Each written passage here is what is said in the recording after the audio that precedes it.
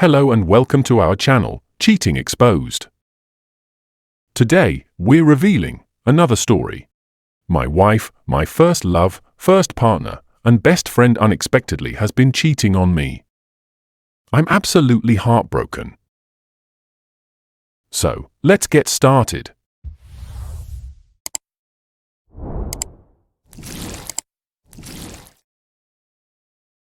My wife, 28 female, of 2 years has done a complete 180 in the past few weeks.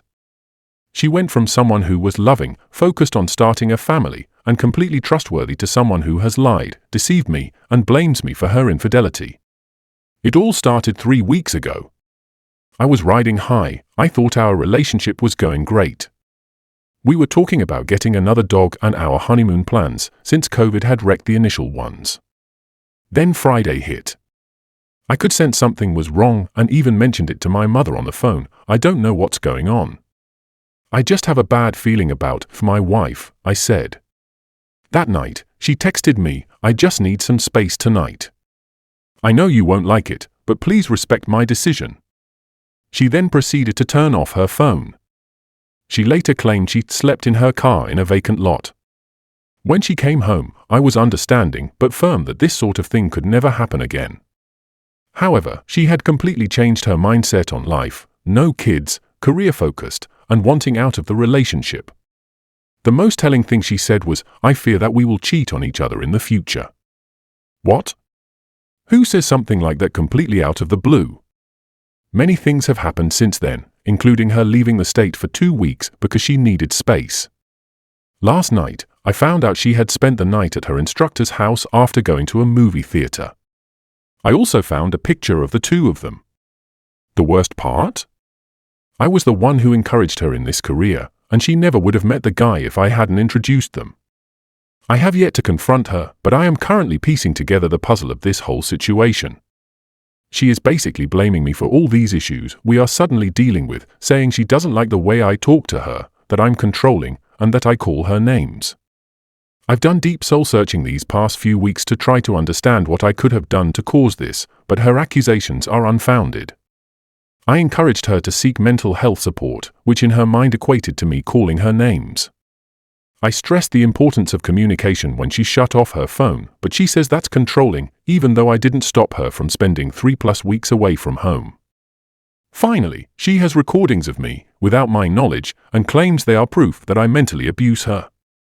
I played these recordings for my counselor, who disagreed and was actually impressed with how calm and collected I was in the discussion. Anyways, none of these things are excuses for cheating or the way she has been treating me. I guess I'm still in the investigation stage, trying to let her make her own choices while I gather data. It's tough, though. The person I once loved more than anything has completely wrecked our entire life together in just 3 short weeks. I'm at a loss for words to describe how I feel right now. I've got a great support system and loving parents, but now I truly understand how heartbreak feels. I never want to feel this way again. I had a very rough weekend. It was tough being alone and without family present to help me heal, but I had some great phone conversations with friends and family who are all incredibly angry at her selfish actions. I'm down almost 10 pounds, having a hard time eating, and struggling to get out of bed in the mornings. However, I'm keeping myself busy by working out and spending time with my dog, who has been a great source of comfort. The first time I actually broke down was when she asked what we should do with our dog. He's been my only consoling partner through all of this, and I can't bear the thought of him being with her. One of the things that really helped was seeing people angrier than me when I told them about the affair. It was strangely reassuring to know they were on my side and shared my feelings.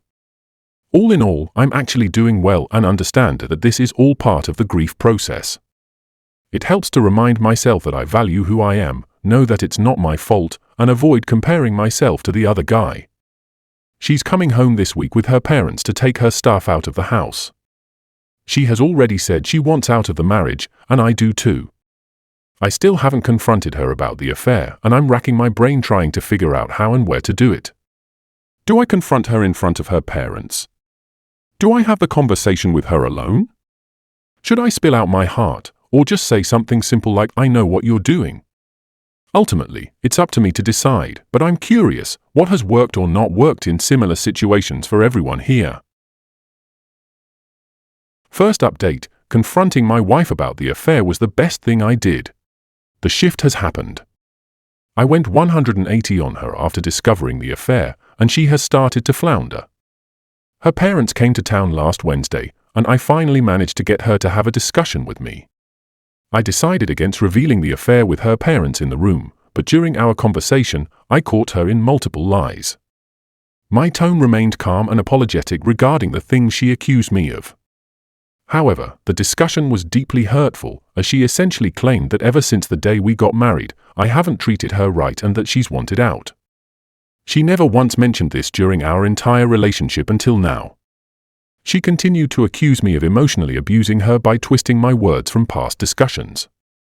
Fortunately, my mother was present and ended up calling her out on her lies since my mom was part of some of those referenced conversations.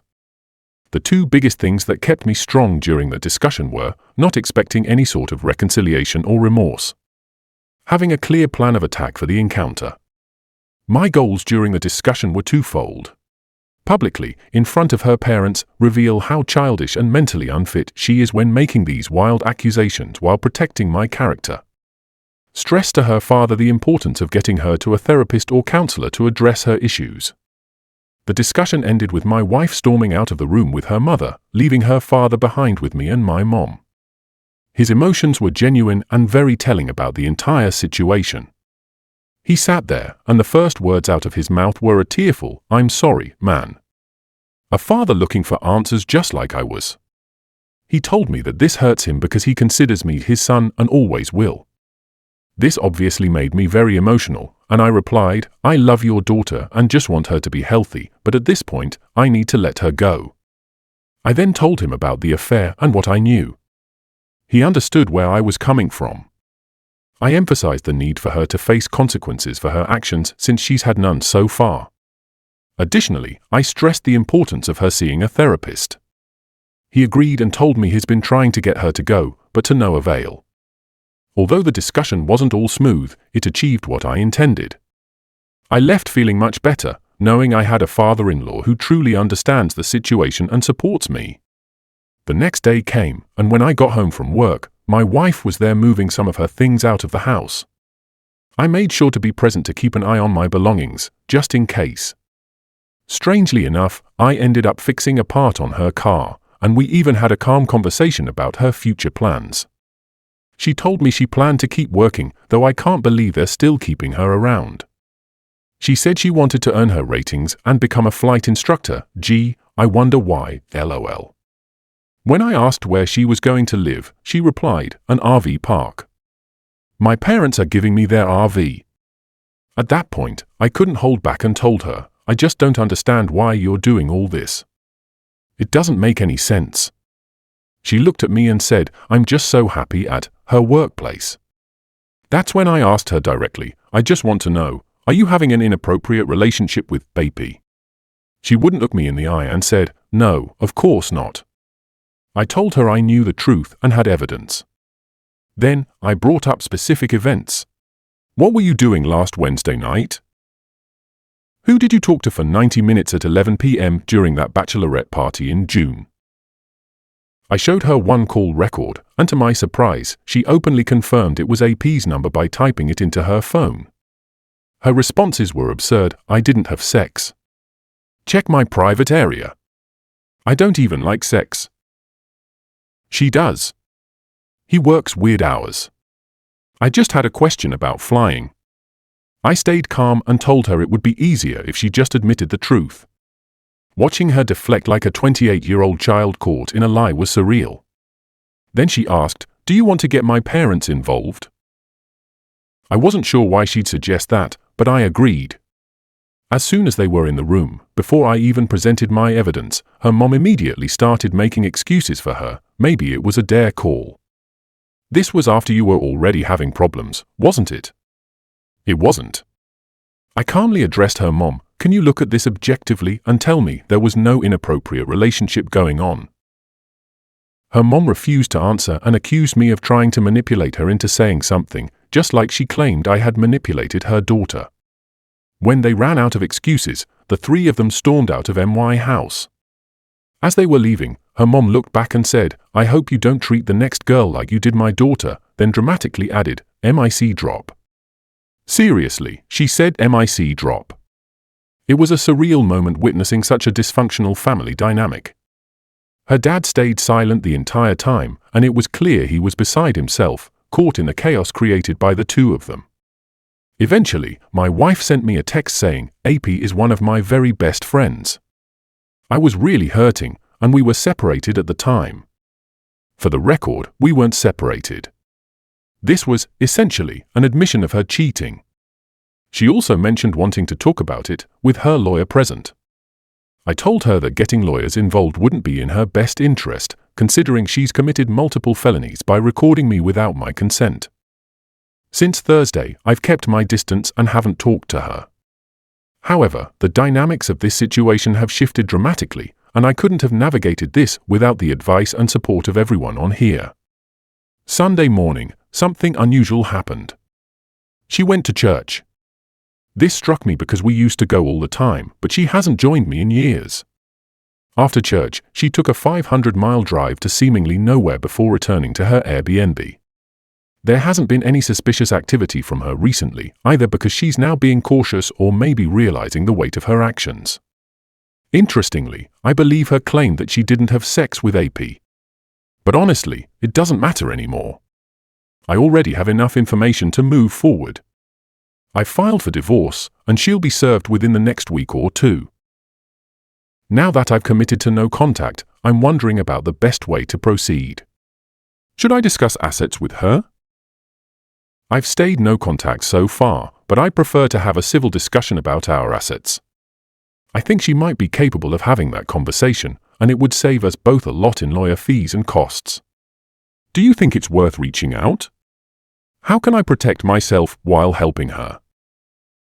If you've read my earlier posts, you know I suspect she's dealing with some sort of mental illness, likely stemming from serious past traumas. If she apologizes or changes her behavior, how can I encourage her to get help without putting myself at risk? She currently has healthcare through my job, and without it, she won't have any coverage. I'm open to suggestions for handling these next steps while maintaining my boundaries and protecting myself emotionally and legally. Final update: no contact. But now she's threatening me. I've been no contact with my soon-to-be ex-wife since Thursday, August 5th, about 2 weeks now.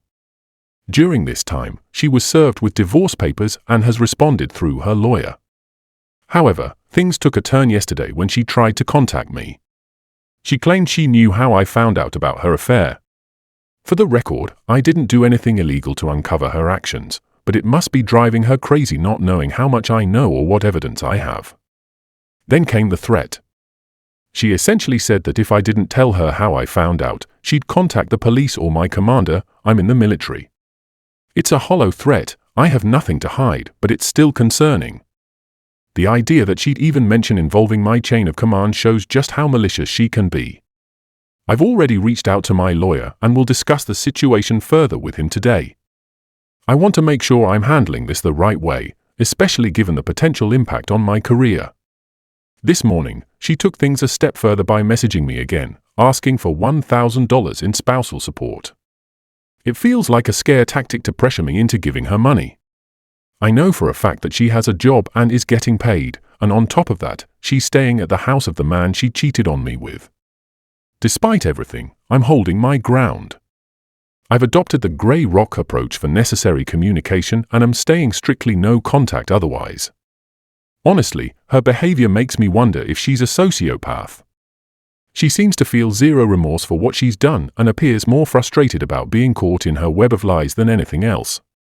Alternatively, this could just be the anger stage of grief. Either way, it's making it easier for me to let go of her completely and realize how much better off I am without her. I'm staying strong and focusing on the future. Thanks to everyone who has supported me through this journey. Your advice and insights have been invaluable. Well, folks, that's all. Thank you all for listening. Please like, comment, and share the video if you enjoyed it. Also, subscribe to the channel and hit the bell icon so you will be notified when we upload the next video. Take care.